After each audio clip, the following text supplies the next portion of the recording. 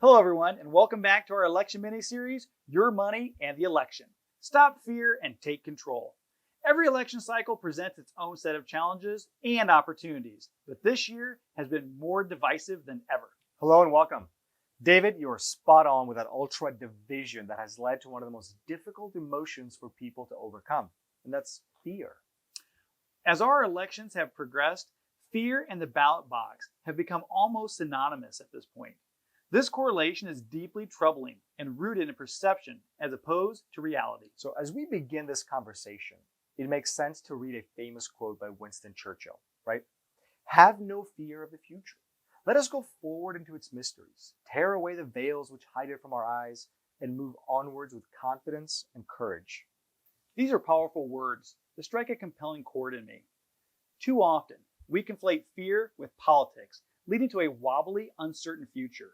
This parallel is not healthy and does not lead us with confidence or courage. It's important to reclaim that confidence to walk into this election cycle and the many that follow it with our heads held high of promise, excitement, and hope. We have said a couple of times that fear and politics have a close relationship. But Edison, why is that the case? Great question. That question we could easily debate here for days, David, but we're going to try to distill just a few minutes here with you. Let me start with this. Fear is not always rational, and the object of our fear is nearly always misplaced. So, an irrational fear with a false reason, that sounds like a dangerous combination. It most certainly can be. You see, fear doesn't always have to be rational, right? Emotions rarely are.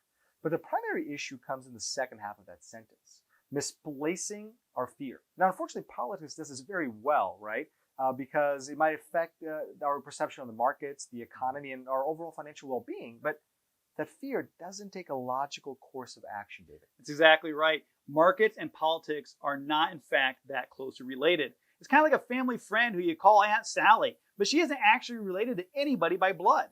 Markets are driven by consumption, not politics. Let me ask you this. If your candidate doesn't win, are you going to quit your job, stop buying food, or not go on vacation? You make a great point, David. The White House leadership does not directly impact what you buy on a day-to-day basis or your goals you set for yourself. So if Washington cannot take away your spending habits or your goal-setting capabilities, what can it do? Well, it can give you the illusion of change and fear of loss. People hate losing things. Even just the thought of loss stirs us into action. So if you feel like you're going to lose your money or financial stability, that could lead to some pretty drastic actions. That's exactly the problem with fear in politics. It forces this dichotomy, boiling an experience down to two choices, right or wrong, good or evil, us versus them. The thing is, when you have two choices, rarely are they the right answer. And that happens because choices go beyond rational thinking. They become conceptual and emotional, right? They manifest themselves instantly. Yeah, and I'm intrigued by what you're saying because it sounds like what you're saying is that politics feels like picking sides, and your choice automatically labels you as something not only in your group, but also to outsiders of your group as well. Exactly right. Another application of this idea is to actually get down to the root cause of fear we experience, right? Because fear is a feeling, not a cause. We tend to get wrapped up in fear that essentially stops us thinking about our actual problems and reasonable solutions. The emotions cloud the entire experience, and fear itself then becomes that experience. David?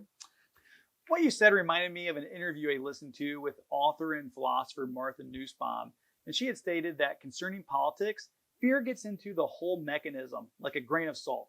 It makes us spin off so we don't see what the actual problems are and what we can do to fix them. And when people are afraid, they stop talking to one another.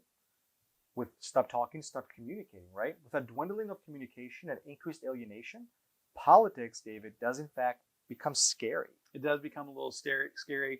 And you're bringing all this up, and it's so important. Yet uncomfortable truths about the way our political system operates. And let me ask you this now. How can we overcome this? There's no silver bullet, so to speak. But one piece of advice that may help is this, right? Control your emotions. Don't let them control you. We have limited time and space, so why give that coveted first spot to fear in our minds? Now, why does fear lead our emotions, dominate our choices, influence our political actions, so on and so forth, right? We need to take some time to think about the role fear plays in our life. And remember, Our emotions are a choice. You can choose to let fear consume you, or you can choose to intentionally digest your feelings, contemplate the root cause, and take productive, healthy steps. Now, when fear doesn't dictate your choices, you can operate it with a clear, sounder, fair mind. That's right. So you don't want to make any decision out of fear, let alone a financial one. Your financial choices can alter the course of your life. You want to make decisions that have a positive impact, both now and in the future. Our team at Credent Wealth, they want to help you do that. We work with clients every day to bring confidence, clarity, and freedom to their financial lives. And as you can see, none of those things David mentioned come from fear. They come from thoughtfulness, purpose, and intention. If you have any questions about our episode today, about the help of bringing clarity to your financial picture, please contact your local financial advisor. That's right. And be sure to tune in next Thursday when we dive into the concept of going to cash. Thanks, everyone.